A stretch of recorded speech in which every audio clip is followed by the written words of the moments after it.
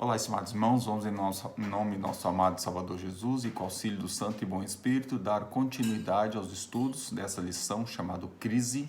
Vamos ao segundo tópico de segunda-feira. O título é Um Grave Perigo. Então vamos ver o que acontece agora no decorrer da vida de Davi, vinculada com a de Saul.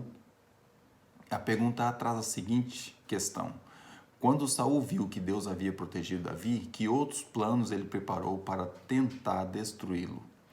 Então, na descrição do verso, nós vemos que Saul ele perdeu o temor de Deus. O Senhor tinha se retirado dele e ele já não era aquela pessoa segundo o coração de Deus, ou que estava ali para ser guiado pelo Espírito Santo.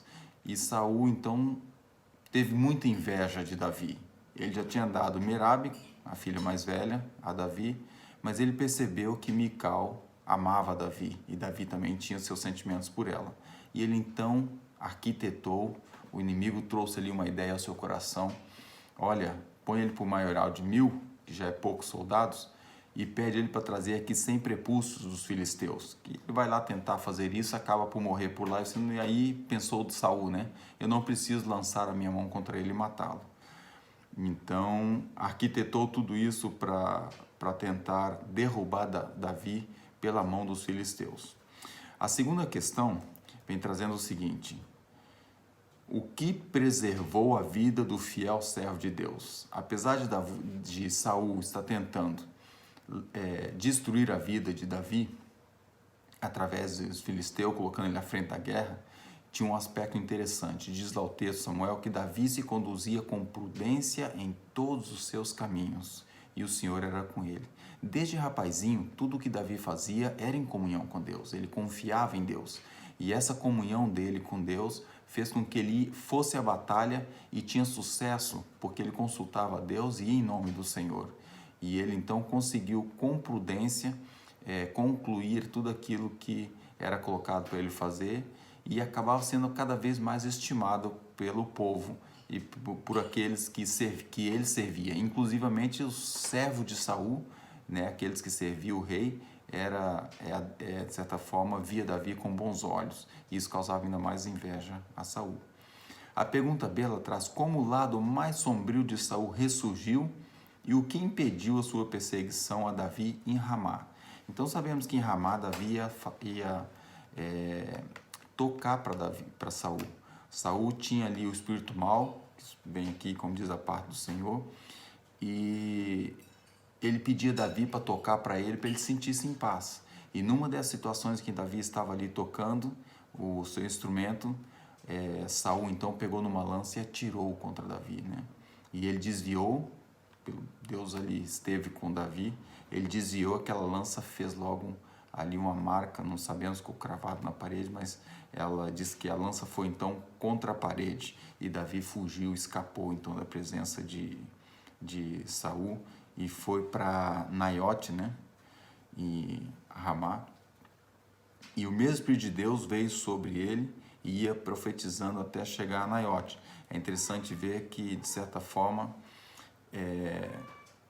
Deus queria falar ao coração de Saul para que ele cedesse dessa situação em que ele estava.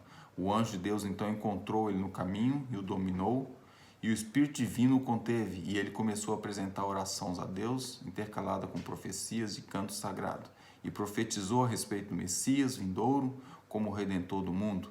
E ao chegar à casa do profeta Samuel, lá em Ramá, tirou as vestes externas, ou seja, tirou aquela vestidura real que indicava sua posição, e pelo resto do dia e da noite toda ficou diante de Samuel e de seus discípulos, sob a influência do Espírito Divino. E o povo foi atraído a essa cena estranha.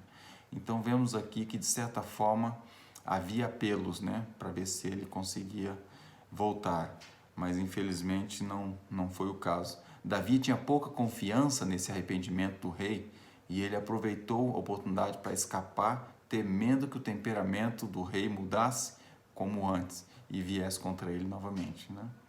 A pergunta C traz: descreva a natureza mortal da inveja e do ciúme. O texto de Provérbios diz que porque furioso é o ciúme do marido, e de maneira nenhuma perdoará no dia da vingança, nenhum resgate aceitará, nem consentirá ainda que multipliques os presentes. Nós vimos hoje o mundo, ele está em colapso, né? Todo lugar do mundo tem acontecido, infelizmente, os homicídios relacionados aos ciúmes, às fúrias e tudo isso vem deteriorando cada vez mais a sociedade no que diz respeito à confiança. E quando gera o ciúme e depois vem a inveja e mistura tudo isso num contexto, só o inimigo consegue fazer um estrago tremendo. O provérbio ainda fala que cruel é o furor e impetuosa ira, mas quem parará perante a inveja? Então a pessoa com raiva ou a pessoa irado, de certa forma tem o inimigo consegue às vezes fazer estrago, mas concernente à inveja é quase impossível. Essa primeira frase da nota, da pergunta C, é muito reflexiva. Ela diz: a inveja é um dos traços mais desprezíveis do caráter satânico. Então, Satanás já tem um caráter podre, já tem um caráter deteriorado desde sempre. Esse caráter derrubou ele do mais alto nível abaixo de Cristo. E aqui vem dizendo que esse caráter dele, que já não presta, é um dos mais desprezíveis, a inveja. Isso assustou-me sobremaneira. Diz: ela constantemente tenta exaltar-se, lançando insulto aos outros. Um homem com inveja menosprezará o próximo, pensando em se exaltar. A gente vê muito acontecer isso, ou seja, a pessoa tem que pisar em cima da outra para tentar ser melhor. E isso é ridículo, né? Ela menospreza o próximo. Vem dizendo ainda: a inveja não é apenas uma perversão do temperamento, mas um distúrbio que desarranja todas as faculdades.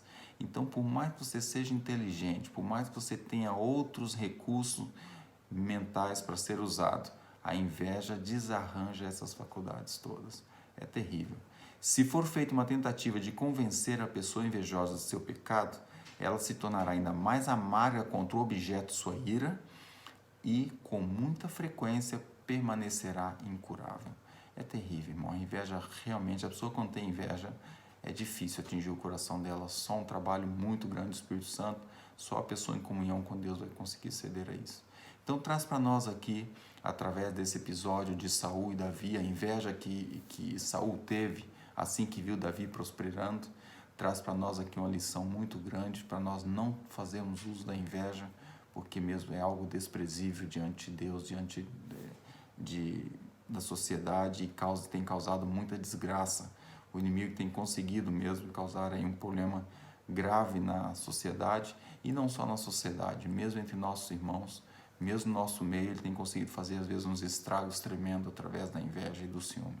Então, que Deus nos ajude, nos abençoe, que essa lição possa realmente servir para o nosso elevo espiritual e para colocarmos em prática algumas lições, algumas alterações necessárias em nossa vida. Que Deus dê sua graça e abençoe para isso. Amém.